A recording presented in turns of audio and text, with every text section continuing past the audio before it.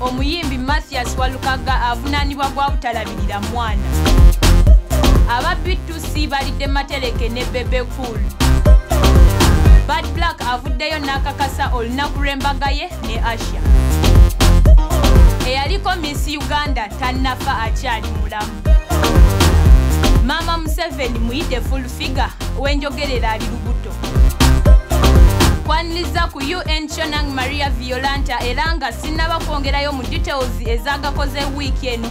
Kwaniriza mu mwaka omupya 2022 era nga nkwebaza okutuwagira okuviira ddala eri yonna gye tuvudde mu 2021. Weeyongere okutuwagira era towerabira n'okusubscribinga ku YouTube channel yaffe Itos TV, okutufollowinga ku social media handles zaffe ez'enjawulo omuli Facebook, Instagram, Twitter, TikTok saako okusharinga videos zaffe ez'enjawulo n'okulayikinga. Zino ze nnyimba 10 ezisinza okunyumira bannayuganda mu wiiki eno okusinziira ku YouTube nga zikutuusibwako IP Records wane Kansanga. Oluyimba namba 10 Forever olwa Jose Chameleon.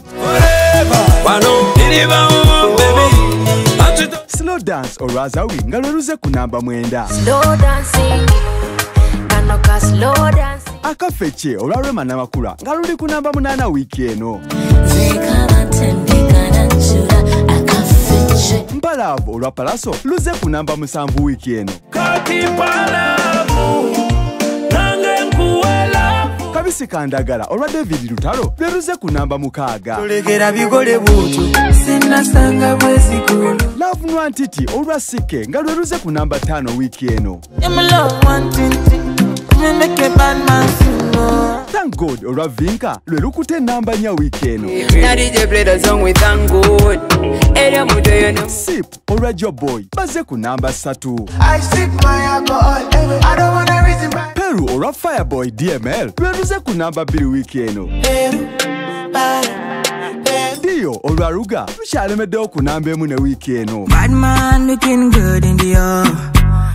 Tulindira te wiiki ejja nga tukuleetedde ennyimba 10 ezisinza okunyumira bannayuganda mu wiiki okusinziira ku YouTube nga zikutuusibwako IP Records wane Kansanga. Mugaleero ntandise n'omuyimbi amanyiddwa nga Mathias Walukaga ononno nga wenjogerera bino ebibi oluvannyuma lw'omuyimbi amanyiddwa nga Kemisera okuvaayo n'amuvunaana ogw'obutalabirira mwana.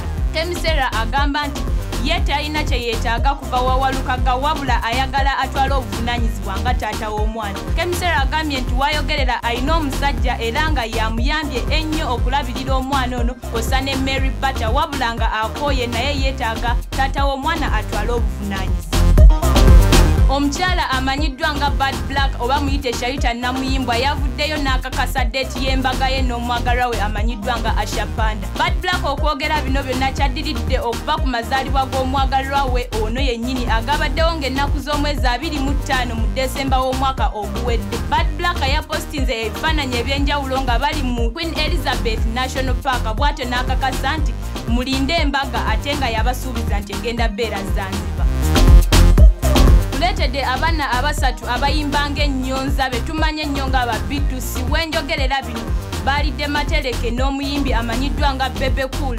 Tuzze tuwulira ennyimba z'abaana bano nga bayimba mu style ey'enjawulo wabula nga kulimba lwabo lwe baatumye It's Okay bayimbidde mu style endala emanyiddwa nga amapiano. Wano nno Bebe Cool we yawulidde ku luno oluyimba n'avaayo n'abagamba nti bano beenoonyeza katale kaakugwa bwe batyo n'agamba nti bakyuse style baddemu mweri style yaabwe enkadde. Ba B2C bino olw'abagudde mu matu bwe batyo nabo ne bavaayo ne bajja ne baanukula Bebe Cool ne bamugamba nti ave ku bimukwatako nti bo batagetinga international level wabula ye akyali ku local level gy'atagetinga. Bamugambye nti amayininga business buli omu addukanye music career ye nga weeyina okubeera.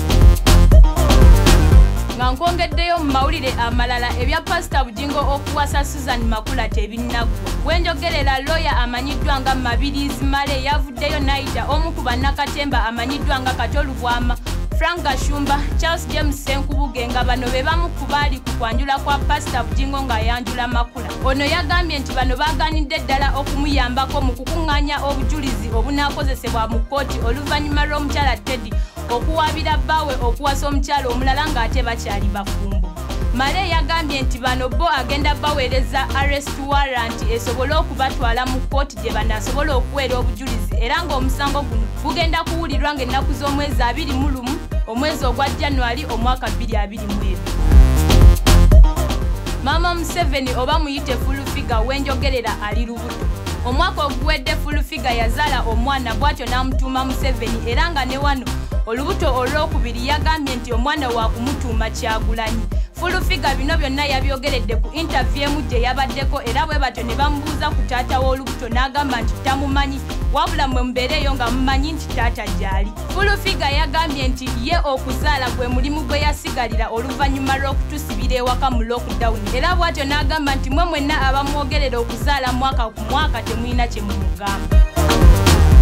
Gye buvuddeko ku social media olugambo writingana nga babika eyaliko Miss Uganda omukyala Fiona Bijou nti yafudde.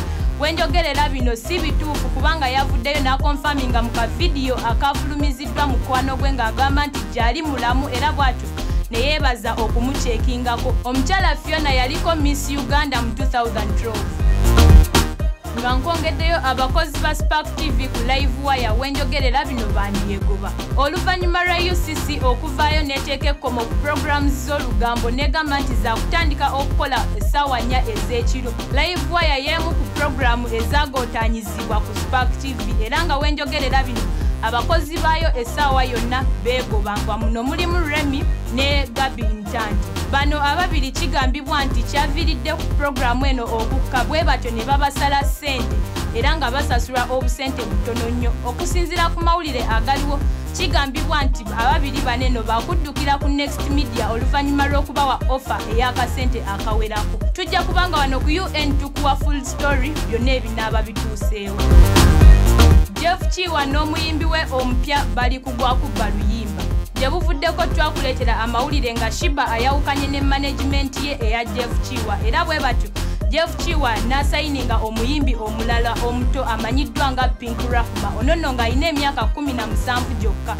Wenjogerera baatadde oluyimba lwabwe olupya olumanyiddwa nga Superstar naye oluyimba nga lukyatambula ate evuddeyo nkuba kyeyo amanyiddwa nga Gloria Morgan n'agamba nti oluyimba luno lulwe.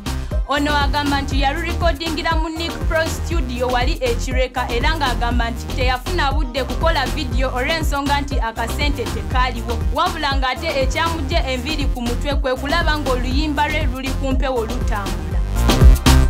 Nga nkongeddeyo mawulire amalala bannayuganda bulijjo beesunga nga bagamba ddi omukulembeze w'eggwanga lw'anaatuta. Wenjogerera bino baafunye akaseko ku matama oluvannyuma lwa pulezidenti okuvaayo ku lunaku olwokutaano nayogerako eri eggwanga era bw'atyo n'ata ebintu ebimu. Mu byo yatadde amasomero nga gano gakuggulawo ng'ennaku z'omwezi 10 mu January era n'agamba nti oluvannyuma lwa wiikisi 2 ng'amasomero gamaze okuggulawo bwe batyo abakubi b'ebivulu ssaako ab'amabbaala bakuddamu nabo okukola. Era mu bo yagambye nti ababooda bo tannabata era bw'atyo n'agamba nti ebyabwe bikyali biwanvu bagira bagumiikirizaako. Nga maliriza agakoze wiiki eno ngenda kusembyayo eggulire ly'omukyala ku Rusuumu Nabunnya.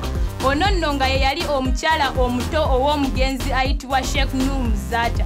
Ono wenjogerera yavuddeyo n'alangirira n'agamba nti yafunye omwagalo omupya era ng'ono yamusanze mu South Africa gye yali agenze okukola bizinesi. Omwami ono yategeerekeseeko erya Accra. Ago gensobodde okubatuuzaako agabadde mu wiiki eno wabula nga sinnabasiibula teweerabira kusubscribinga ku YouTube channel yaffe iTos TV okutufollowinga ku social media handles zaffe ez'enjawulo omuli Facebook, Instagram, TikTok ne Twitter. Mbaagaliza omwaka omujja 2022 ababeerere wa mirembe. UN ku iTos TV ekutuusibwako iTos Productions Limited.